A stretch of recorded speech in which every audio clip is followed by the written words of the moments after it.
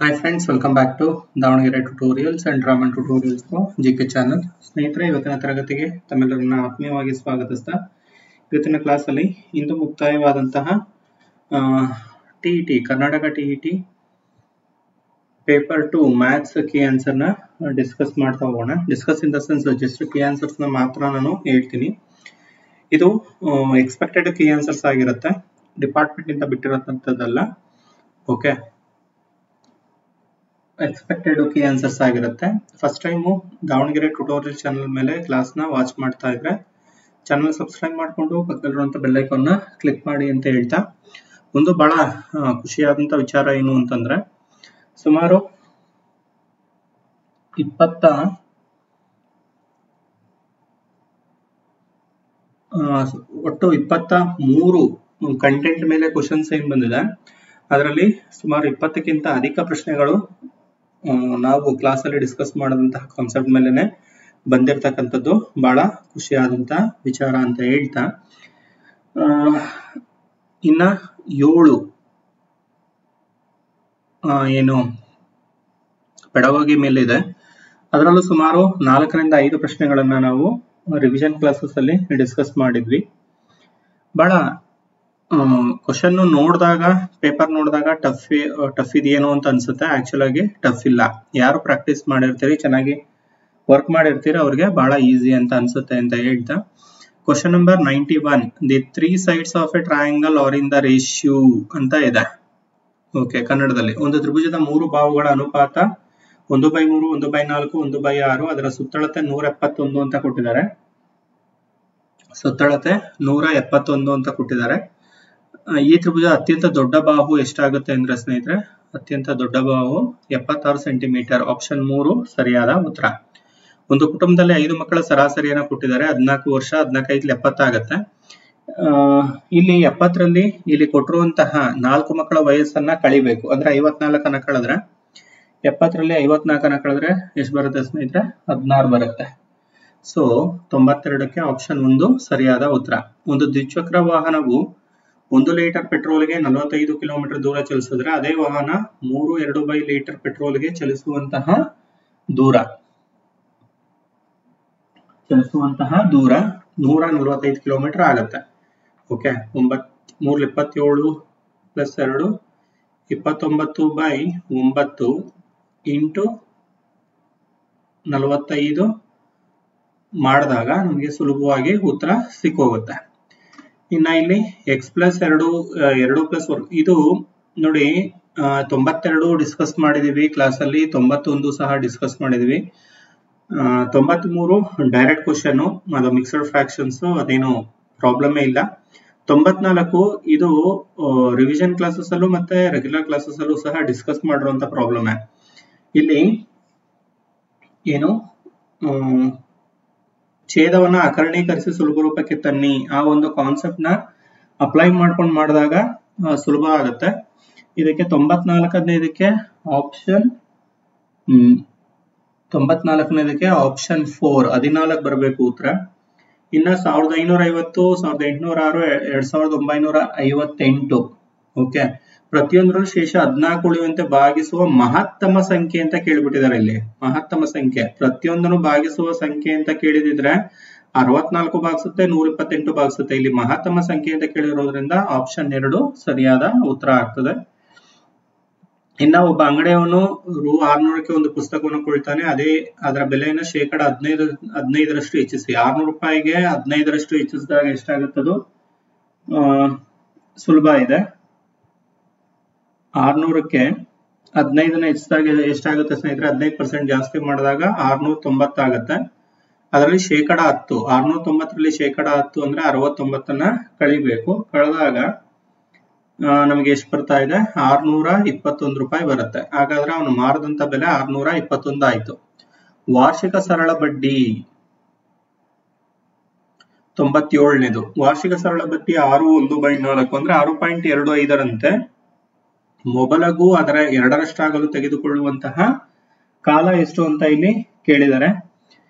ಇದು direct question. 16 ವರ್ಷಗಳ ಆಗ್ತದೆ. 2ರಷ್ಟು ಆಗ್ಬೇಕಾದ್ರೆ 16 ವರ್ಷಗಳಾಗುತ್ತೆ.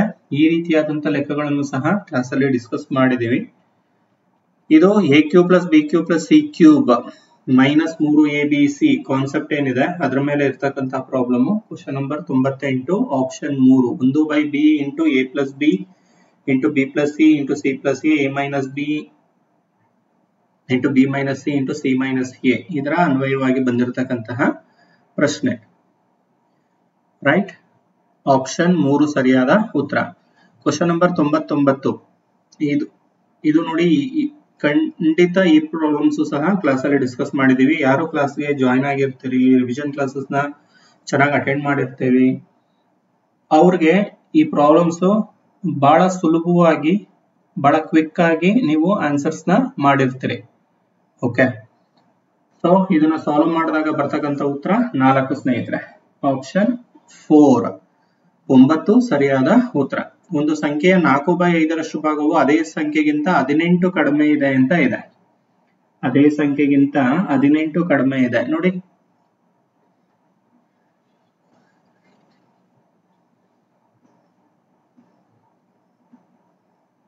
ರೈಟ್, ನೋಡಿ ಇಷ್ಟು ಸಿಂಪಲ್ ಆಗಿ ಬರ್ಕೋಬಹುದು. 4/5 x ಮೈನಸ್ 18 ಆಗ್ತದೆ. ಇದನ್ನ ಸಾಲ್ವ್ ಮಾಡ್ಬೇಕಷ್ಟೇ. ಸಾಲ್ವ್ ಮಾಡಿದಾಗ ನಮ್ಗೆ ಕ್ವಶನ್ ನಂಬರ್ 100 ಇದನ್ನ ಸಾಲ್ವ್ ಮಾಡಿದಾಗ ನಮಗೆ ಆಪ್ಷನ್ 1 90 ಇಲ್ಲಿ ಸರಿಯಾದ ಉತ್ತರ ಬರ್ತದೆ. ಕ್ವಶನ್ ನಂಬರ್ 100ಕ್ಕೆ ಆಪ್ಷನ್ 1 ಸರಿಯಾದ ಉತ್ತರ 90 ಬರ್ತದೆ ಸ್ನೇಹಿತರೆ. ರೈಟ್, ನೋಡಿ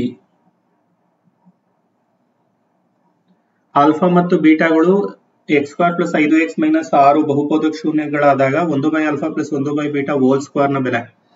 ಇಲ್ಲಿ ಏನಿಲ್ಲ, ಸಮ್ಮು ಮತ್ತೆ ಪ್ರಾಡಕ್ಟ್ ಬಹುಪದೋಕ್ತಿಗಳ ಮೊತ್ತ ಮತ್ತು ಗುಣಲಬ್ಧವನ್ನ ಕಂಡುಹಿಡ್ಕೊಂಡು ಮಾಡಬೇಕು. ಬಹಳ ಸಿಂಪಲ್ ಕ್ವಶನ್.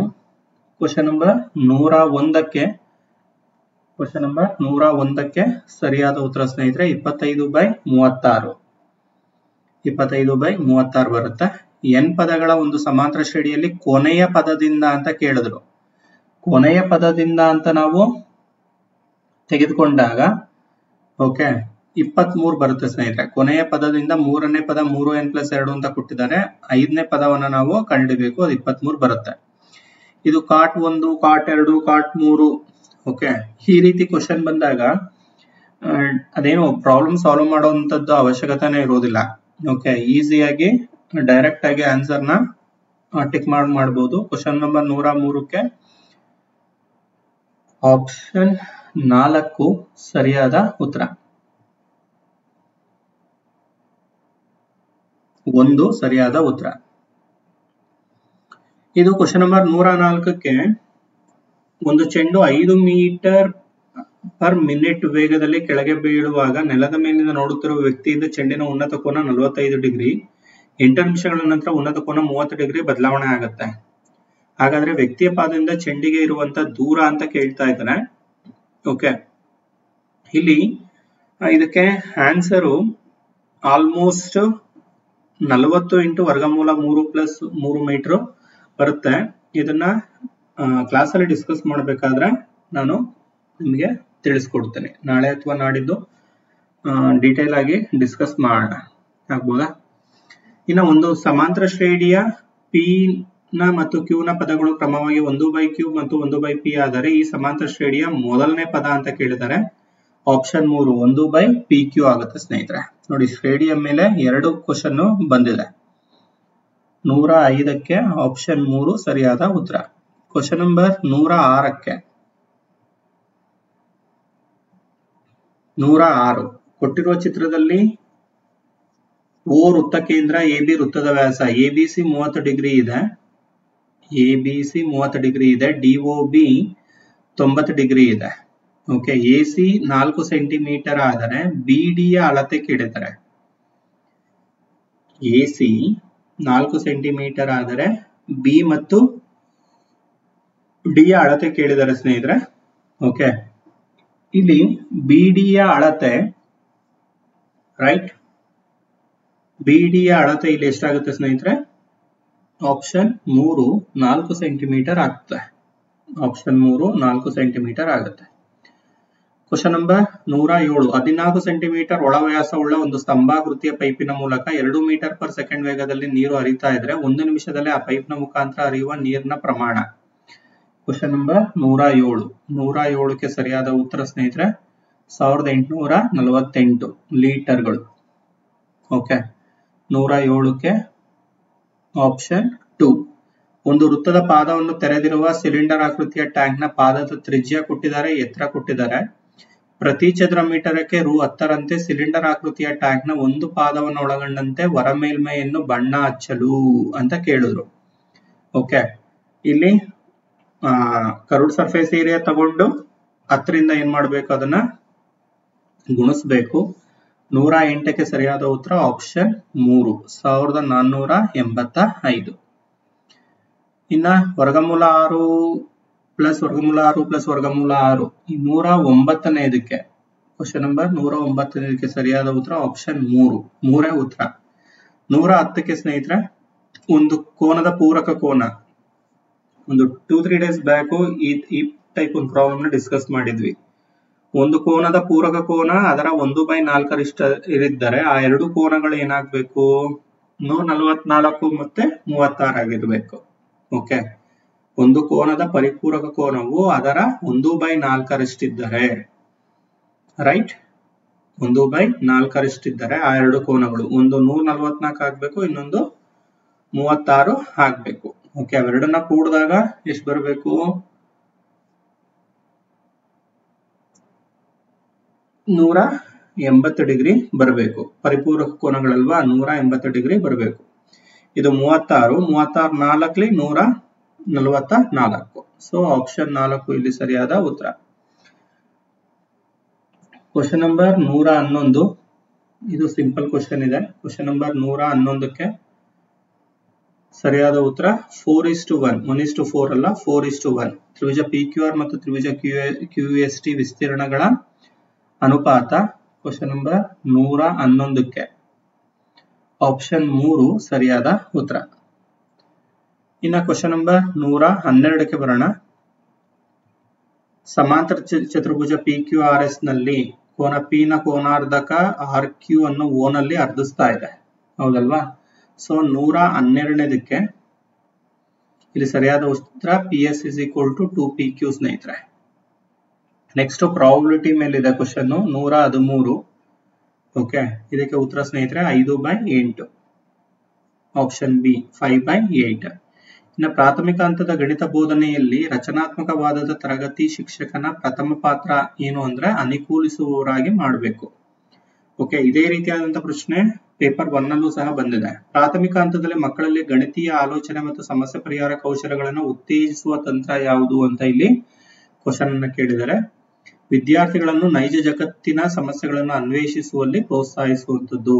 ಆಪ್ಷನ್ 2 ಇಲ್ಲಿ ಸರಿಯಾದ ಉತ್ತರ. ಓಕೆ, ಇಲ್ಲಿ ಪೆಡಾಗಗಿ ಬೋಧನಾಶಾಸ್ತ್ರದ ಮೇಲೆ ಇರತಕ್ಕಂತ ಪ್ರಶ್ನೆಗಳಿಗೆ ಆಲ್ಮೋಸ್ಟ್ ಸರಿಯಾದ ಉತ್ತರಗಳನ್ನ ತಿಳಿಸುವಂತ ಪ್ರಯತ್ನವನ್ನ ಮಾಡಿರ್ತೀವಿ. ಬಟ್ ಡಿಪಾರ್ಟ್ಮೆಂಟ್ ಆನ್ಸರ್ಸ್ ಏನಿರುತ್ತೆ ಅದೇ ಫೈನಲ್ ಆಗಿರುತ್ತೆ ಸ್ನೇಹಿತರೆ. ಓಕೆ, ಪ್ರಾಥಮಿಕ ತರಗತಿಗಳಲ್ಲಿ ಗಣಿತೀಯವಾಗಿ ಉತ್ಕೃಷ್ಟ ಪರಿಸರವೆಂದು ಪರಿಗಣಿಸಿರುವಂತಹ ಅಂಶ ದೃಕ್ ಸಾಧನಗಳ ಕಡಿಮೆ ಬಳಕೆ, ವಿದ್ಯಾರ್ಥಿಗಳ ಕಾರ್ಯಗಳ ಪ್ರದರ್ಶನ, ಸಹಭಾಗಿತ್ವ ಕಲಿಕೆಯಲ್ಲಿ ಉತ್ಕೃಷ್ಟ ಪರಿಸರ ಅಂತ ನಾವು ಕರ್ಕೊಳ್ಬಹುದು. ತರಗತಿಯ ಸನ್ನಿವೇಶದಲ್ಲಿ ಬಾಹ್ಯ ಅಭಿಪ್ರಾಯಗಳ ಋಣಾತ್ಮಕ ಪರಿಣಾಮವನ್ನು ಹತ್ತಿಕ್ಕಲು ಬಳಸಬಹುದಾದ ಸೂಕ್ತ ಮೌಲ್ಯಮಾಪನ ವಿಧ. ಇದೇ ರೀತಿಯಾದಂತಹ ಪ್ರಶ್ನೆಯನ್ನ ಪೇಪರ್ 1 ನಲ್ಲೂ ಸಹ ಕೇಳಿದರೆ 117ಕ್ಕೆ 1 ಸ್ನೇಹಿತರೆ. ಆಪ್ಷನ್ 1 ಸರಿಯಾದ ಉತ್ತರ. ವಿದ್ಯಾರ್ಥಿಗಳಿಗೆ ಗುಣಾಕಾರ ಮತ್ತು ಭಾಗಾಕಾರದ ಸಂಖ್ಯಾ ರೇಖೆಗಳನ್ನು ದೃಶ್ಯೀಕರಿಸಲು ಸಹಾಯಕವಾಗುವಂತ ತಂತ್ರ. ಯಾವ ತಂತ್ರವನ್ನ ಬಳಸಿದ್ರೆ ಸುಲಭ ಆಗುತ್ತೆ? ದೃಕ್ ಸಾಮಗ್ರಿಗಳ ಪ್ರಾತಿನಿಧ್ಯವನ್ನ ಬಳಸಿದಾಗ ಅವ್ರಿಗೆ ಬಹಳ ಸುಲಭ ಆಗುತ್ತೆ, ಹೌದಲ್ವಾ? ಜಗತ್ತಿನ ನೈಜ ಸಮಸ್ಯೆಗಳನ್ನು ತೊಡಗಿಸುವ ಮೂಲಕ ನೈಜ ಸಮಸ್ಯೆಗಳಲ್ಲಿ ತೊಡಗಿಸುವ ಮೂಲಕ ಗಣಿತಕ್ಕೆ ಸಂಬಂಧಿಸಿದ ನಿಜ ಜೀವನದ ಸನ್ನಿವೇಶ ಕಲ್ಪನೆಗಳನ್ನು ಸಂಧಿಸುವ ವಿಧಾನ. ಇದು ಆಲ್ಮೋಸ್ಟ್ ಗಣಿತದ ಕ್ರೀಡೆಗಳೇನಿದೆ ಅವುಗಳ ಮೂಲಕ ಸಾಧ್ಯವಾಗಬಹುದು ಅನ್ನೋದು ಎಕ್ಸ್ಪೆಕ್ಟೆಡ್. ಓಕೆ, ಇದೇ ಸರಿ ಅಂತ ಹೇಳ್ತಾ ಇಲ್ಲ. ಓಕೆ, ಇದರ ಮೂಲಕ ಸುಲಭವಾಗುತ್ತೆ. ನೈಜ ಸಮಸ್ಯೆಗಳಲ್ಲಿ ತೊಡಗಿಸುವ ಮೂಲಕ ಗಣಿತಕ್ಕೆ ಸಂಬಂಧಿಸಿದ ನಿಜ ಜೀವನದ ಸನ್ನಿವೇಶದ ಪರಿಕಲ್ಪನೆಗಳು. ಓಕೆ, ಕ್ರೀಡೆಗಳ ಮೂಲಕ ಸಾಧ್ಯ ಆಗುತ್ತೆ ಎನ್ನುವಂಥದ್ದು. ನೋಡೋಣ ಆನ್ಸರ್ ಏನು ಬರುತ್ತೆ ಅನ್ನೋದು. ಕೊನೆಯ ಪ್ರಶ್ನೆ, ದೈನಂದಿನ ತರಗತಿಗಳಲ್ಲಿ ಗಣಿತ ಬೋಧನೆಯನ್ನು ಉತ್ತೇಜಿಸಲು ಸಹಾಯಕವಾಗುವ ಶೈಕ್ಷಣಿಕ ಸಾಧನ ಯಾವುದು ಅಂತ ಕೇಳಿದ್ರು. ಓಕೆ, ಗಣಿತ ಬೋಧನೆಯನ್ನ ಉತ್ತೇಜಿಸಬೇಕಾದ್ರೆ ಯಾವ್ದಾಗತ್ತೆ ಸ್ನೇಹಿತರೆ? ಯಾವ್ದಾಗತ್ತೆ? ಉತ್ತೇಜಿಸಬೇಕು. ಓಕೆ, ಬೋಧನೆಯನ್ನ ಉತ್ತೇಜಿಸಬೇಕಾದ್ರೆ ತಂತ್ರಜ್ಞಾನದ ಸಮ್ಮಿಲನ ಮತ್ತು ಏಕೀಕರಣ, ಓಕೆ, ಇದರ ಮೂಲಕ ಸಾಧ್ಯ ಆಗ್ಬಹುದು ಅನ್ನೋದು ಎಕ್ಸ್ಪೆಕ್ಟೆಡ್ ಆನ್ಸರು. ನೋಡೋಣ ಫೈನಲಿ ಏನ್ ಬರುತ್ತೆ ಅಂತ. ಒಂದು ಪೆಡಗಾಗಿ ಮೇಲೆ ಇರ್ತಕ್ಕಂಥ ಒಂದೆರಡು ಕ್ವಶನ್ಗಳಿಗೆ ಸ್ವಲ್ಪ ಕೀ ಆನ್ಸರ್ಸ್ಗೆ ವೆಯ್ಟ್ ಮಾಡಬೇಕು. ಉಳಿದಿದ್ದು ಎಲ್ಲಾ ಕ್ವಶನ್ಸ್ಗೂ ಸಹ ಆಲ್ಮೋಸ್ಟ್ ಸರಿಯಾದ ಉತ್ತರಗಳನ್ನ ಕೊಡುವಂತಹ ಒಂದು